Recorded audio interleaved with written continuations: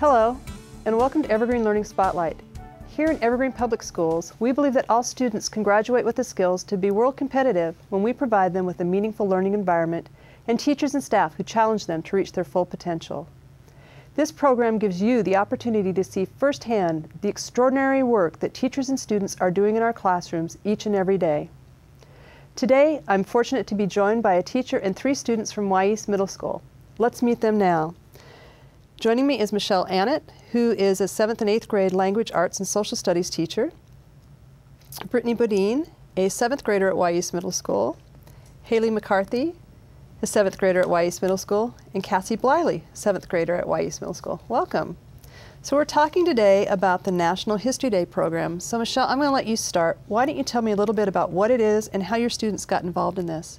National History Day is an academic competition for students throughout the United States as well as Europe at Department of Defense schools, Puerto Rico, Guam, for students in grades 6 through 8.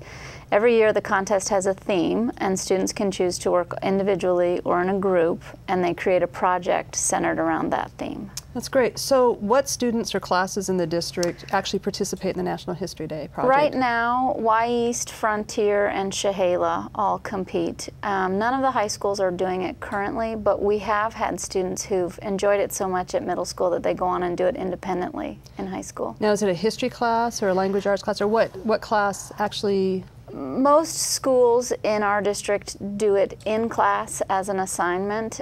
Kids who are successful generally do a lot of extra work outside of class as well, and we have run it as a club also. Great. So for you as a teacher in the district, why do you have your students do National History Day projects? I think because it provides an opportunity for them to study a subject in depth that they rarely get throughout their career. There's so much curriculum to cover that we don't often give them enough time to really get in depth with it. That's great. So talk a little bit about the judging for the competition and how that works. So when students go to the competition, they generally have a first round where they're competing up against 8 or 10 other projects. And then if they do well, the top 2 in each group will go on to finals. So here in Clark County we have a regional competition, and then the top projects go on to the state competition. At the state competition, only the top 2 get to advance to nationals. That's great. So I understand every year there's a theme. What was this year's theme, and how did that tie into your assignment for the class? This year's theme was innovation, impact, and change. So what's nice about the theme is you can really take any topic from history and connect it. So I allow students to pick anything that interests them. What are the requirements for the projects for the competition? It depends on which category. There's a website, an essay, an exhibit, a performance, and a documentary. So each one has a little bit different rules. Everybody generally has to examine as many primary and secondary sources as they can find, analyze them, and come to their own conclusion. That's great. So do students usually work individually or as teams, or? Most middle school students like to work with their friends, so they choose the group, but I do have about a third of my students will choose to work independently. That's great.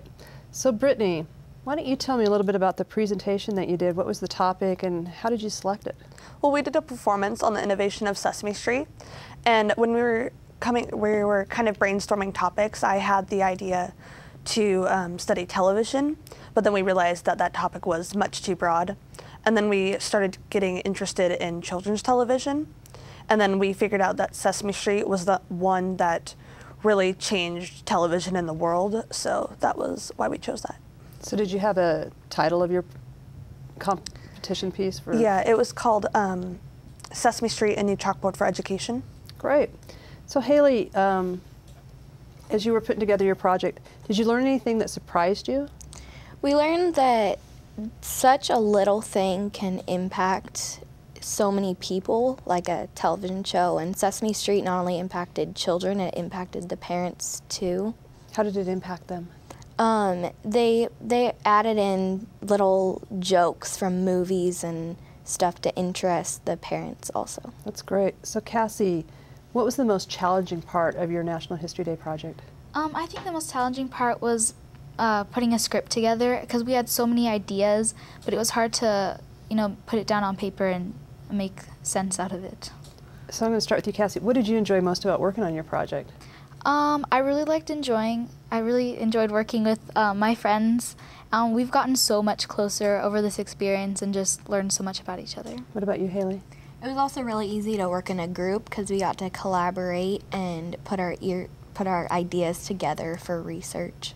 You want to add anything, Brittany? Well, yeah, it was really interesting to learn so many things about a show that we watched as children that we just regarded as a little show, but it was interesting to see how much it really changed the world. Now, Michelle, I understand you had a lot of students participate in the competition. How did they score at the state, and then how many are actually going on to nationals? So Wy'East ended up taking about 45 kids to the state competition. Chehalis and Frontier both had pretty good groups as well. I really encourage my kids to spread out across the categories so that they're not competing against each other. So we had 3 group performances going to the state competition. All 3 of them made finals. So it was very exciting. So there were 6 in the finals entirely. So half of them were from Wy'East. So it was very exciting. So these girls took first place, and then a group of 3 8th grade girls took second place, and they're also going to nationals. And then a group of 2 girls took third place. That's great.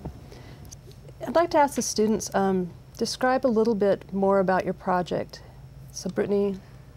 Well, for our performance, we did both narrating as just talking about the show, and we also did acting.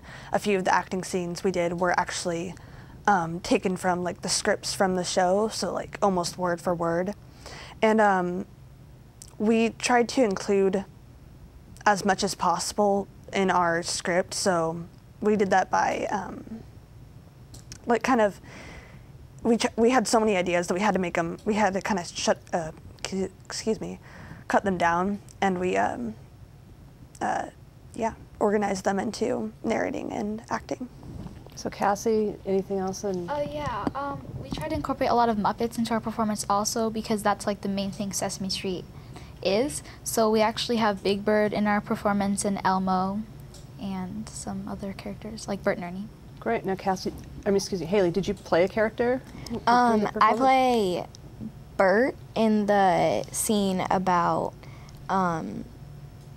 just like complaints from the audience members. So I understand we have a video that shows some of the competitions. So let's take a look at that now. Because of the great lessons taught in episodes, the show is becoming even more popular than ever before. The great lessons continue, taking advantage of current events, including the 9/11 attacks, which they use to teach children about safety and man-made disasters. That was a small fire, but I'm glad you called. But Mr. Fireman, I'm almost scared of fires. It's okay. A fire is scary, but as long as you're safe, you can get out of a fire just fine, and it won't be as scary. But how can Elmo be safe from fires? Get out of the building where the fire is and call an adult in the fire department as soon as possible. Oh, thank you so much, Mr. Fireman. I wasn't scared anymore. Most parents love the things that Sesame Street was teaching their children, and the show is entering its high point in success. But later, some worry that the show is teaching their children the wrong lessons. This is ridiculous. They wanted to change the Cookie Monster into the Vegetable King. Well, you have to admit, Cookie Monster does set a bad example for children. He myths wanting cookies all the time. Kids will ask their parents, why can't I have a cookie? Cookie Monster gets to eat them. But this is too much. They're asking us to change a beloved character. If parents don't want their children to eat too many cookies, then they should teach them. You're right. This is going all wrong. We shouldn't take all the teaching responsibility off the parents. I agree we should show children not to eat junk food all the time, but let's think on a smaller scale. Maybe we can have them talk about healthy foods every once in a while. Good idea. That reminds me, we're late, we have to go. People, our viewers think Bert and Ernie are gay. What are we gonna do about this? There's gonna be a meeting about it later. Make sure you guys practice your lines. What? This is ridiculous. They think they're gay, they're just friends who live together. I know, our viewers are getting so worked up about the little things. We try to, but we can't please everybody. You're right. This is what Sesame Street is all about. Try new things, try to be different, and try to include everybody, even if some people might not agree with us. Let's go practice our lines. This wasn't the first or the last complaint about something shown on Sesame Street. In the early 2000s, a Muppet was created on the African Sesame Street which had AIDS because it was so common in this area. Although it taught children to accept those no matter who they were, some parents complained it was too realistic for young children. There have also been some complaints from teachers as well as parents, but for a very different reason. They complained that the level of Muppets and fun songs and dances teaching on Sesame Street made their children expect the same things from their teachers in grade school. Some have even ridiculously said that Sesame Street has ruined education. Although this has been a problem for some teachers and parents, Sesame Street has greatly impacted the world by creating a new form of education and giving millions of children the opportunity to learn. It has been teaching children in over 140 countries for longer than 40 years. It has reached those who wouldn't otherwise get a proper education and has taught them numbers and letters, as well as feelings, friendship, empathy for others, and real-life experiences. By teaching children so many things at such a young age, it has impacted and changed our future generation of leaders and innovators and made them grow stronger. Sesame Street has changed the standard not only for educational TV shows, but also for teaching in general, whether you're in a classroom or at home. Many shows like Dora the Explorer and Blue's Clues have based their educational aspects off of Sesame Street's examples. It has changed the way children learn and what they learn about. The show has also changed the way the public looks at television by teaching young children many things they wouldn't have otherwise learned at such a young age. Sesame Street became one of the rarest shows stamped with parental approval. It has been one of the most loved shows in America and around the world. Its new form of teaching has impacted and changed education for children. Sesame Street has truly become a new chalkboard for education. This presentation has been brought to you by The number 3, The letter H, the letter C, and the letter B. Thank you. Now, you're going to National, it's coming up here real soon. How are you preparing for the competition? Oh, well, we're reading over our judges' sheets because each judge fills out something and saying what they liked about it and what they think we should change or add. So we're revising our script and our process paper and bibliography and adding more and taking out things so that we think will make it better. So are you meeting after school or during class time, or how are you preparing? Mostly since there are not very many people going to Nationals, we've been meeting after school instead of in class. So I'm going to ask you the tough question. Is your teacher helping you with your preparing for your competition? Yes, actually today we gave her our process paper and bibliography to look over. We have a lot of ideas on our own, but she definitely helped us more with the regional competition to get our project started. That's great. So since you're heading to Nationals, you've obviously done really well with your presentation. What do you think your secret formula has been for your success so far? Well, we've tried to combine our own ideas and talk to many people and kind of coordinate those ideas with our own, and just lots and lots of editing and practicing. Great. Haley, talk to me a little bit about the communication skills and strategies that you've learned through your involvement in this National History Day competition. For me now, it's definitely it's easier to talk in front of a group. I used to think that I wasn't very good and I would always stutter, but it's definitely helped me with my communication skills. That's great. And Cassie, this seems like an activity that would give students the opportunity to learn and practice a lot of different skills. Talk to me about some of those skills. Well, some of the skills we did learn was research skills. We had to go through so much research to learn about Sesame Street and everything, and we've learned how to make it easier and what to look for when we're researching. So give me an example. What did you have to look for when you were researching Sesame Street? Well, one of the things that we found were a lot of the like complaints or opinions that people had about Sesame Street. So we try to find those, we try to find specific books that the producers of Sesame Street wrote, and they had a lot of opinions about the... What was one complaint people had? Well, one complaint people had were they thought that Bert and Ernie were gay because they slept in the same apartment. But, you know, Sesame Street, I guess they didn't really think about that because it's a kid's show and kids probably wouldn't think about that at such an early age. And friends and things like that. So, what was the other surprising thing you learned, maybe? Well, we learned that how one little thing can affect it. And I didn't know how many. It hasn't just affected America. I didn't know up until last year that it was in more than one country. It's actually in 140 different countries. So I didn't know that it really affected the whole world. That's great. So Brittany, how did this make learning more interesting or more real for you?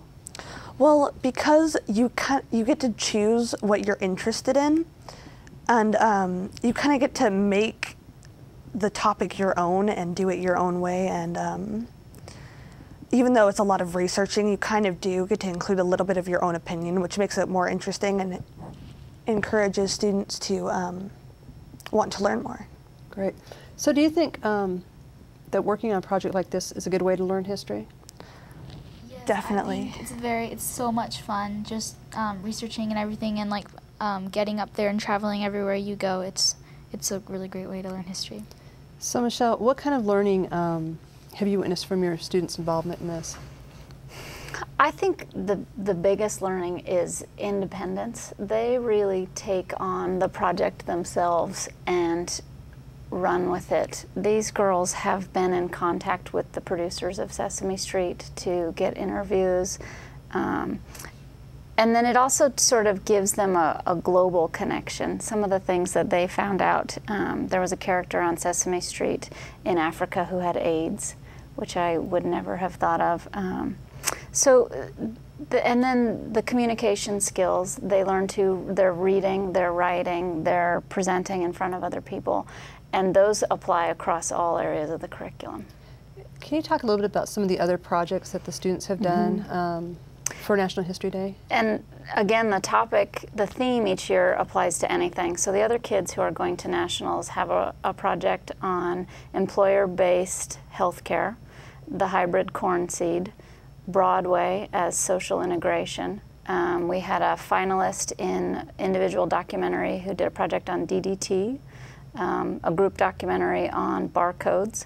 There's a student from Frontier going who has a website on Galileo or Copernicus, I'm not sure which. That sounds like a wide variety. Well, I want to thank each of you for joining me today and wish you the best of luck in your competition. Thank you. Thanks.